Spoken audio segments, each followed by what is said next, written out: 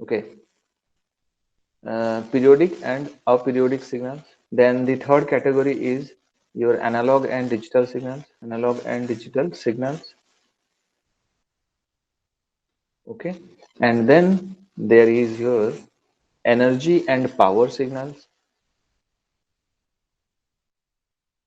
Energy and power signals. Okay, then the fifth type is your deterministic. Okay, deterministic and probabilistic signals. Probabilistic. Okay, so let me just reread all these things. Okay, so today we are discussing about the classification of signals.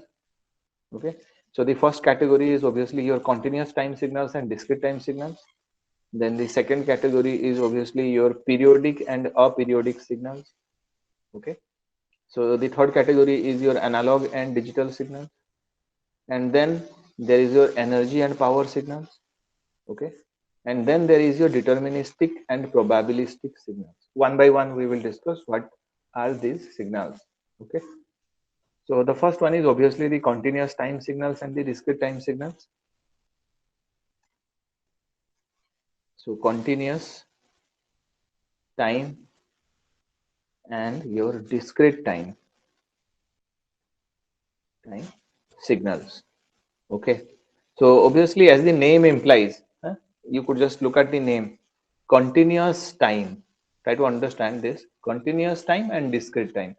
Okay, so continuous time means obviously continuous time, and discrete means discontinuous time.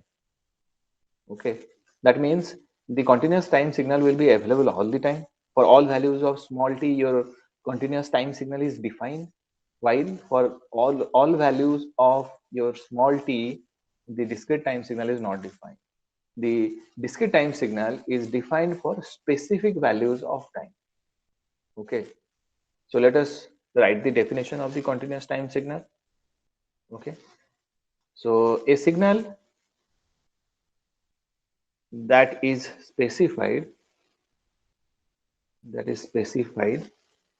for for every value of time. Okay, small t is a continuous time signal. It's a continuous time signal.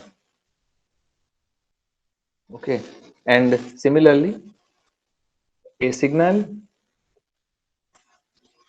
I'm now writing about the discrete time signal. So a signal specified only at discrete points of time. Okay, so t is equal to nt. Small t equal to small n in multiplied with capital T. So for different values of your small n, normally you will have discrete values of small n. So you will get 1t, 2t, 3t, 4t, 5t, likewise. Okay, so for those times, okay, those values of small t, this signal is defined. Okay, so we have written a signal specified only at discrete points of small t is equal to nt is a discrete time signal. Is a discrete time signal. Okay, so we could also plot these signals. Let me just plot and show you how a continuous time signal looks like and how a discrete time signal looks like.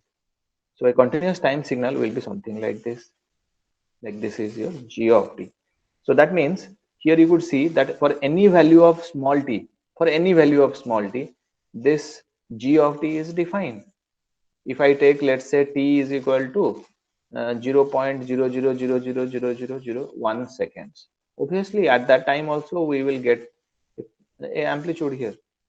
That means this signal is present or this signal is defined at that point of time. For any value of time, your g of t is defined if it is a continuous time signal. Okay, similarly, compared to that, if we take a discrete time signal, although it may uh, look similar, it will be a little bit different.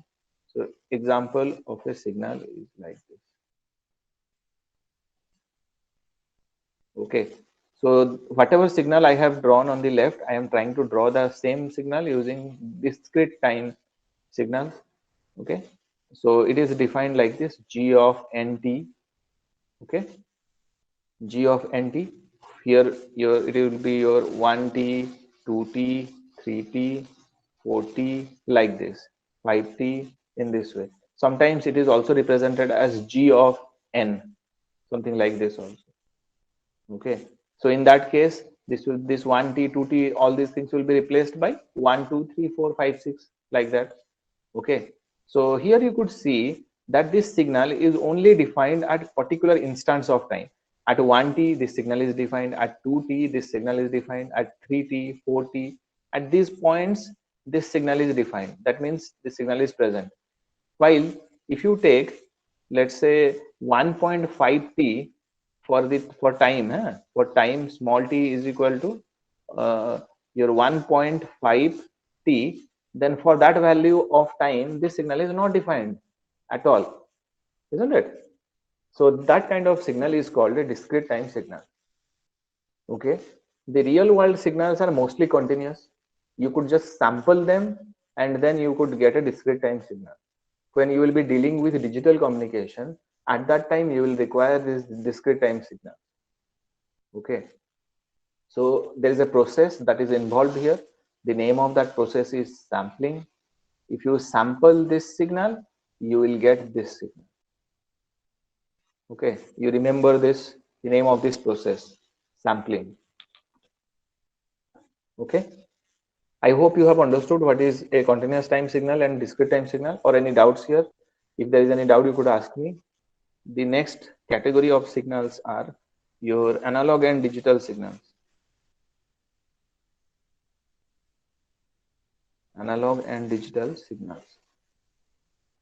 Okay, so obviously these signals are also similar to what we have seen until now, continuous time signals and discrete time signals. There is only slight difference in it. We will go through it. So first is your analog signals. So a signal whose amplitude can take on any value, a signal whose amplitude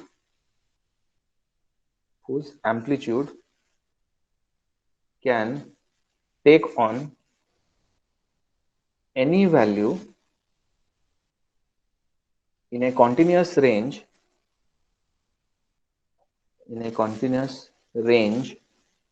okay, is an analog signal. Is an analog signal. So this means that analog signal can take infinite number of values. This means that analog signals can take infinite number of values.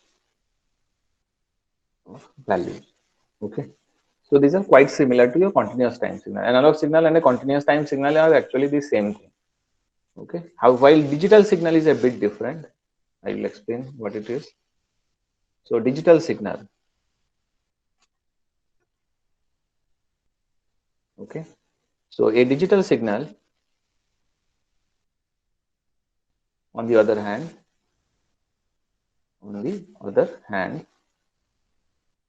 is one whose amplitude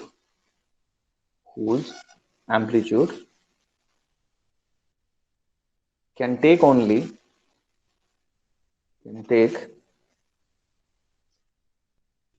just a minute, can take only a finite number of values. A finite number of values. Okay. So signals associated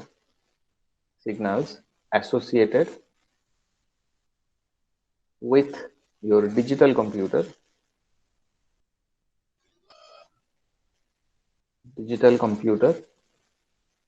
are digital. Okay, because they can take only two values, that is 1 and 0, because they can take only two values. Okay. So as the definition says,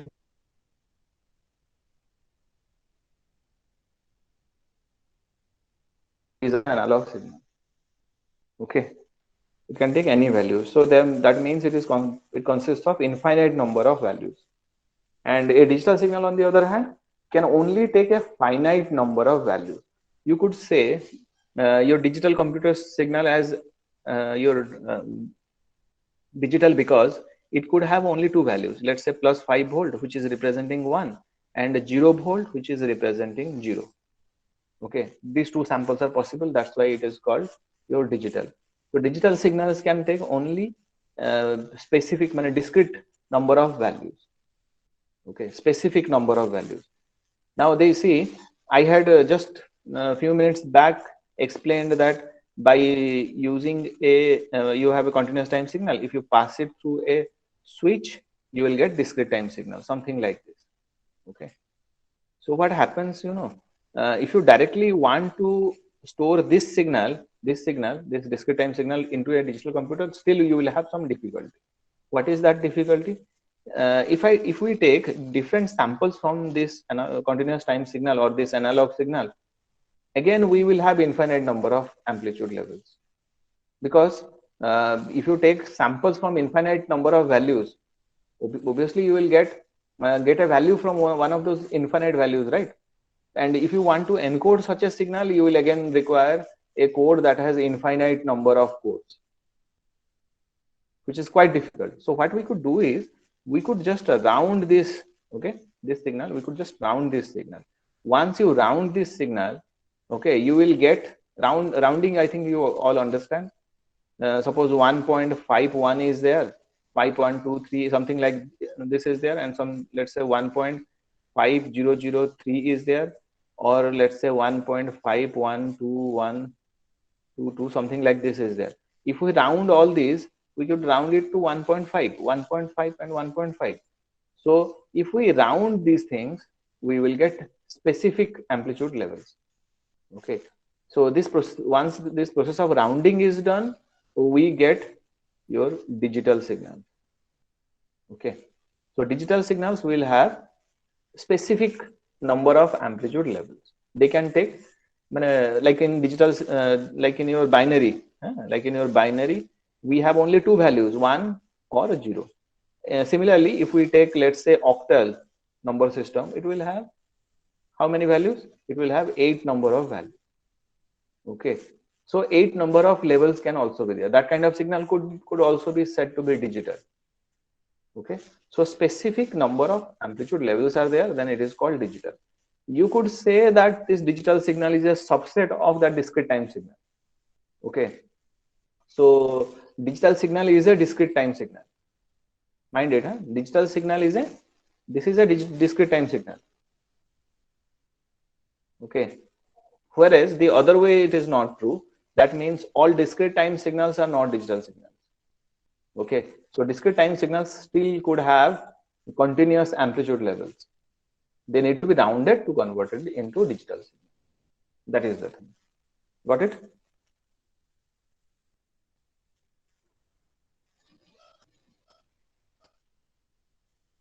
The next is your energy and power signals. Okay. Energy and power signal. You have already read how we could measure the signal size, right? So there we learned how to like measure the signal, how to evaluate the signal energy and the signal power. We will be using the same formula here, and we will be using the same principles to categorize the signals as energy signal and power signal. Okay. So the definition of an energy signal is like this. So a signal with finite energy is an energy signal. Let me write. A signal with finite energy is a energy signal. Okay. And a signal with finite power is a power signal. And a signal with finite power is a power signal. Okay. So finite energy means energy signal, finite power means power signal. So we could also write it in this way. Okay. So if we try to write it mathematically, we could write it as, in other words, okay, a signal G of t is an energy signal if it satisfies this condition. Is an energy signal if it satisfies this condition, that is integral from minus infinity to infinity G of t, okay, mod square dt, which was the formula that we used to evaluate the energy, should be less than infinity. Okay, so that means it should be finite. This value that we will be getting from this integral should be finite. Okay. Similarly, we could also write like this. We could do the same for the power signal also. So similarly, a signal with a finite, okay, and non-zero. Try to understand this. It needs to be finite and non-zero. Okay, non-zero power, okay, is a power signal. Is a power signal. Okay, so we could write this thing also in the mathematical way. That in other words, okay, a signal is a power signal if it satisfies this condition, which is 0 is less than limit t tends to infinity 1 by t integral from minus t by 2 to t by 2, which is the time, which is basically a period here. So g of t mod square dt should be less than infinity. So it should be finite and it should be non-zero. Okay. Actually, why this kind of categorization is done? Because you will find that in some energy signals, the power will be zero. Not in some energy signals, most of all the energy signals, the power you will find to be zero. So that's why. So let me write that also. That a signal with finite energy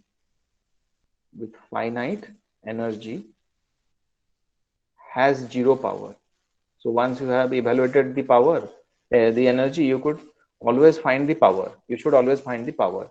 If it has zero power, then you could say that, okay, it is an energy signal. Okay. Similarly, a signal with finite power has infinite energy. Okay. So these are some of the checks that you should do. So whenever you will be given a signal to categorize it as a energy signal or a power signal, at that time you have to evaluate the energy of that signal and the power of that signal. If you find that the energy is finite, okay, if you find that the energy is finite, just a minute, you find the energy is finite and the power is zero, you should write that okay, it is an energy signal. Similarly, if you find that the power is finite and the energy is infinite, you could say that okay, it is a power signal. These checks you should do. Okay. So we will be doing certain questions on this also in one of the next classes maybe. So this is the category of energy signal and the power signal. Acha, there are when you will be evaluating the energy and the power, sometimes you will be finding that the energy is infinite, power is also infinite. At that time you will be in a dilemma that what kind of signal it is. So that kind of signal is neither energy nor power signal. So there are signals that exist that are neither energy signals nor power signals. That is also possible. Okay. Hope you have understood it, right? Next is your periodic and aperiodic signals. Okay, sometimes you will see that this aperiodic is written as non-periodic, that is also correct. So could be written in different ways. Okay, so periodic signal is a signal that repeats itself. Okay, so let me write it about it. A signal g of t is said to be periodic, okay, if there exists a positive constant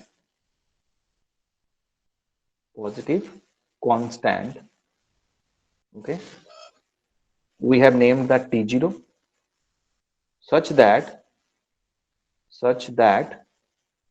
okay, this condition is satisfied, that your g of t is equal to g of t plus t0, okay, for all t.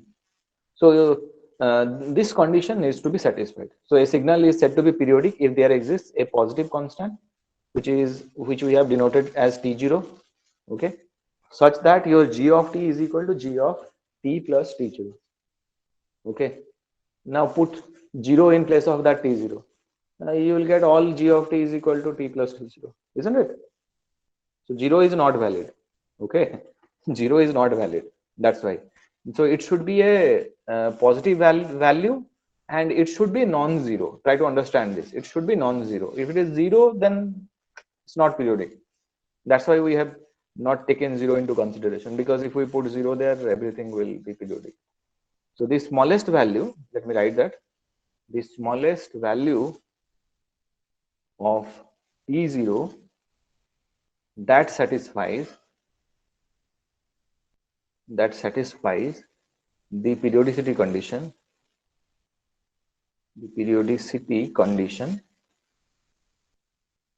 okay, is the period, period, is the period of your g of t. Okay, so smallest and a non-zero value, just remember. So whatever smallest and non-zero value of t0 that you get, that will be called your period. And a signal that has a t0 for which your g of t is equal to g of t plus t0, then that signal will be called a periodic signal. Otherwise, it is aperiodic. I am not writing the definition for aperiodic signals. You could write it yourself, isn't it? If this condition is not fulfilled, obviously it is aperiodic or non-periodic. You could write it yourself, isn't it? Okay. So the next category, in one of the next classes also, we will be testing signals for being periodic and aperiodic. We will be doing some numericals on that. Today we are only studying the theoretical like things behind it. Okay. The next is your deterministic, and I had written probabilistic, but now I am writing random because they actually mean the same. Okay. So this random is nothing but your probabilistic. Can anybody tell me why we have written random as probabilistic or probabilistic as random? Any idea? So let me write the definition here. By the time you think about it, let me write the definition here. So a signal whose physical description is known completely, okay, either in mathematical form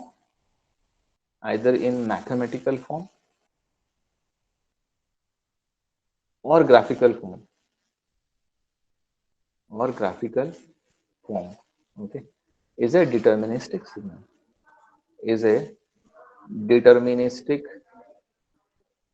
signal, okay. So a signal whose physical description is known completely, either it could be either in the mathematical form or it could be also in graphical form. So that kind of signal will be called as a deterministic signal. Like let's say x of t is equal to sine t. Okay, it is a deterministic signal. There could be another signal, like say your g of t. Let me write it here. Let's say g of t is equal to 1 for 0 to 1. Okay, 0 to 1. Similarly, let's say it is equal to 2 for say 1 to 2 seconds. Similarly, it is 0 elsewhere. So this is a graphical representation. So that kind of signals are also your deterministic signal, because they could be expressed in some form. It's their physical description is actually known. Huh? So then the second category is, just a minute, the second category is your random or probabilistic signal. So why do we have written a random and probabilistic? Are they actually interchangeable? Can you tell me? So let me write the definition. A signal that is known only in terms of probabilistic okay description, okay, such as your mean value, okay, or mean square value and the distributions and your distributions, rather than its full mathematical or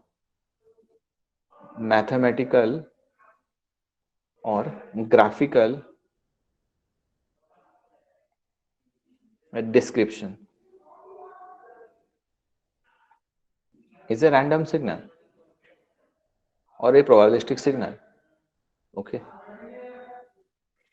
so as the definition explains, that a signal that is known only in terms of probabilistic description, such as in the mean value, mean square value, or the median value, or the distribution, rather than its full mathematical or graphical representation, is a random signal. Okay, mostly noise is actually random in nature. So a signal that you cannot express in the form of any distribution, like sorry, any equations. Okay, something like this. Let's say some noise is there. Some noise is there like this. Noise are actually produced due to a number of reasons. There is your short noise, thermal noise. So many types of noise are there. So in every electrical circuit, you will find noise. Noise will be present. So noise is something that you cannot express it in terms of any mathematical expression. You cannot write x of t is equal to sine t or cos t, because it doesn't follow such a structure. Okay, so sometimes you will find that the value of the noise is 0.1 volt, sometimes it might be 0.2 volt, sometimes it is 0.9 volt. It could be anywhere. The value could be anything, the value of noise. So it is very difficult. In fact, it is impossible to write it as a formula, or in its mathematical or graphical description, you cannot write it. So what we could do, we could just count how many times, okay, the amplitude is when amplitude means strength of that noise is 0 volt. How many times it is 0.1 volt? How many times it is 0.2 volt? In this way, let's say the maximum value of that noise is, let's say, within 1 volt, but that means it will be having all the intermediate values. So let's say 2 times we got it to be the noise to be 0 volt. So then let's say 4 times we got it as 0.1 volt. Let's say 8 times we got it to be 0.2 volt. So in this way, we could just count the frequency of those amplitudes, and we could express them as a graph. We could show them like this. Okay, so when you plot those amplitude levels, okay, those amplitude levels like this, just a minute, let me just redraw it. Okay, so how many times you got 0 volt? How many times you got 0.1 volt? How many times you got 0.3 volt? In this way, if you plot them, you will get a graph like this.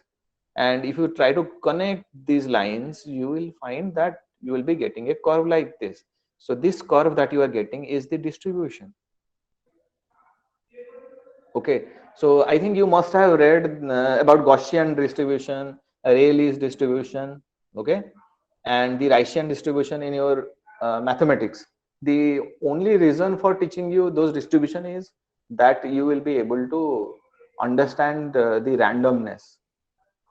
Okay, so randomness is very important, and we have random signals also. They are called noise, and they could not be expressed in any by any formula. They could be only expressed by their distribution. So if you are plotting it and it is following the bell shape, we call it the Gaussian distribution. Okay, most of the noise that are present, that you could actually see in different circuits, or you could see it in like in the natural things actually. So most of them will follow this Gaussian distribution. You will find that most of these will follow the Gaussian distribution. So only some variants of Gaussian distributions are also there, like the log normal distribution. So these are all variants of only Gaussian distribution.